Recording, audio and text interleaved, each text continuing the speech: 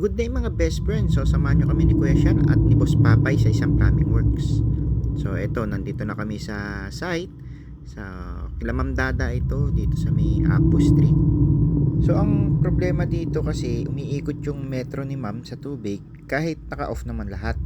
Pinaayos na pala ni Ma'am yung dito sa isang area, kaso eto napansin niya basa dito sa area na to, kaya dito namin titignan kung ano yung cause ng pag-ikot ng metro niya kahit naka-off lahat. So dito makikita nyo, binubungkal namin ni Papay yung area na yan. Syempre pina-off natin kay Kuya Sean yung valve doon sa labas ng metro ni Ma'am para hindi tayo mabasa at kung sakasakali safe tayong gagawa dito sa paghuhukay natin mga best friend. Mahirap nang mabasa tayo. Saka ayan po, so pinagpapatuloy namin tignan to kung ano yung klaseng tubo na nakabaon dito sa lupa.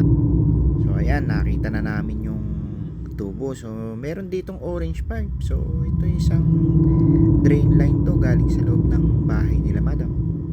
Saka syempre pinabuksan ko yung metro kay Kuya Sean. So ayan na nga, may tubig nga na lumabas. Kung makikita nyo, hinuhukay namin ng gusto ni Boss Papa ito para makita namin kung saan nagmumula yung kanyang leak dito sa kanyang tubo.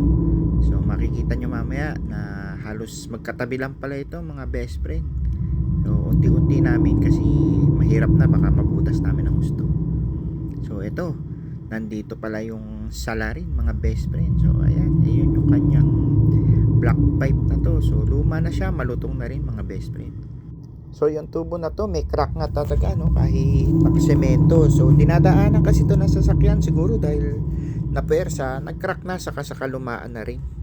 Dito makikita nyo, bumili muna kami sa hardware ng aming gagamiting tubo. At syempre, hindi mawawala ang pamerienda ni Ma'am Dada. Napakabait talaga ng kliyente namin na ito, no? So kapag gumagawa kami dito, lagi kami may merienda. Ang sarap nito mga best friend. Dito makikita nyo, no? So tinanggal na namin yung semento na tumatakip doon sa pipe. Ayan mga best friend, napalitan na namin. Ginawa na namin PPR para mas matibay. Pinag-connect na namin yung blue pipe niya, tapos PPR, tapos yung HDPE pipe niya mga best friend. So eto na yung susunod.